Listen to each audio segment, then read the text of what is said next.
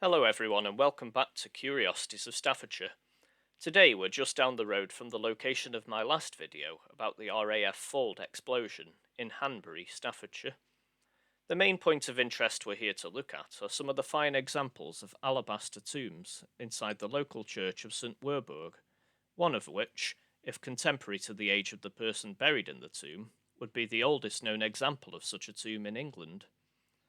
Whilst there are a few ornate alabaster tombs inside the church that date from the 16th century, there's one that I found particularly interesting. The tomb in question is that of Sir John de Hanbury, a 13th and 14th century local knight who died in the year 1303. His tomb feels rather out of place in a rural church in the Midlands and portrays some interesting attributes. In fact, when I first visited the tomb, as someone who's fascinated by the history of the Crusades and the chivalric orders of the Knights Templar and Knights Hospitaller, I was amazed to find such a tomb in my home county. The effigy of John de Hanbury shows many attributes that are associated with knightly orders, such as the shield, sword, and armour, in a layout that resembles many examples found across Europe, including tombs found inside the Temple Church in London, which was the headquarters of the Knights Templar in England. These tombs most notably include those of the Marshal family, whose patriarch William Marshal, 1st Earl of Pembroke, is often held up as perhaps the finest example of a medieval knight, and he served 5 kings during an illustrious career. You can see the resemblance and symbolism between the tombs of John de Hanbury and the Marshal knights in the Temple Church.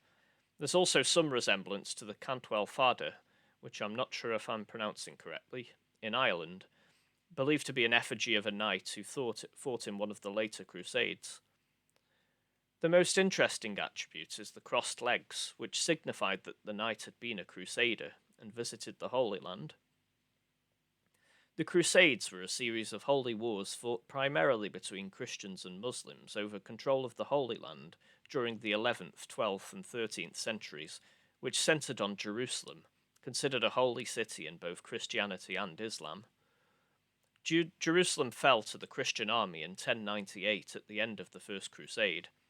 During the course of the 12th century, the Christians established a state with its own king that stretched from Tripoli in the north to the borders of Egypt in the south, all along the Mediterranean coast.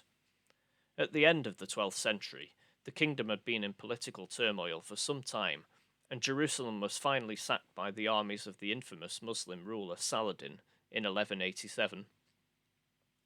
A number of crusades were launched after this, to varying degrees of success, or failure, most notably the Third Crusade, led by Richard the Lionheart, King of England, King Philip II of France, and Holy Roman Emperor Frederick I, which is often recanted in numerous romantic stories, despite the reality being much less glamorous.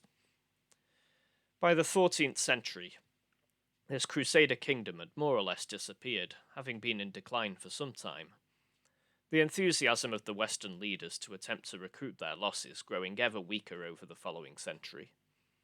The last major stronghold of Acre fell in 1291, with all remaining Crusader presence disappearing by the time Sir John de Hanbury died in 1303. So, was Sir John a Crusader? In short, I've no idea. It's more or less impossible to prove due to the lack of sources. Given John's death in 1303, it is plausible that he may have been on crusade during his lifetime, although the Crusades were long past their golden age by that point. The last crusade to the Holy Land in John de Hanbury's plausible lifetime would have been the Crusade of Lord Edward in 1274. Led by the future King Edward I of England. This was a relatively minor operation, and spent much more time trying to resolve internal power struggles within the waning Kingdom of Jerusalem than in military operations against the Saracens. It's also worth noting that Hanbury itself is not mentioned as a knight's fee in historical records until the latter half of the 14th century, so it seems unlikely that Sir John was actually even a knight, let alone a crusader. So why then does his tomb bear an effigy of him dressed as such? Well, it wasn't unusual in medieval times for a family to embellish elements of history to portray their family in a more positive light. Usually, this would involve anachronistically adding their family name to historical records, or posthumously exaggerating their legacy in other ways. It's possible then that the effigy was added at a later date by the descendants of Sir John to give some provenance to their family lineage. Having a Crusader in the family would certainly give credibility to any self respecting family who'd recently maybe acquired their knight's fee. So this may have been the motivation here.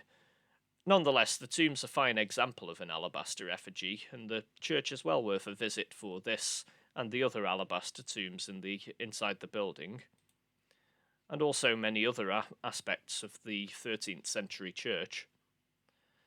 Whilst you're there, you might as well also visit the site of the RAF Fold explosion, which I visited in another episode. I'll post the link to that at the end of this video. Tutbury Castle's also nearby and is also well worth a visit. As always, thank you very much for watching. Please like, share and subscribe if you enjoyed it, and I'll see you again soon. Thank you very much, everyone.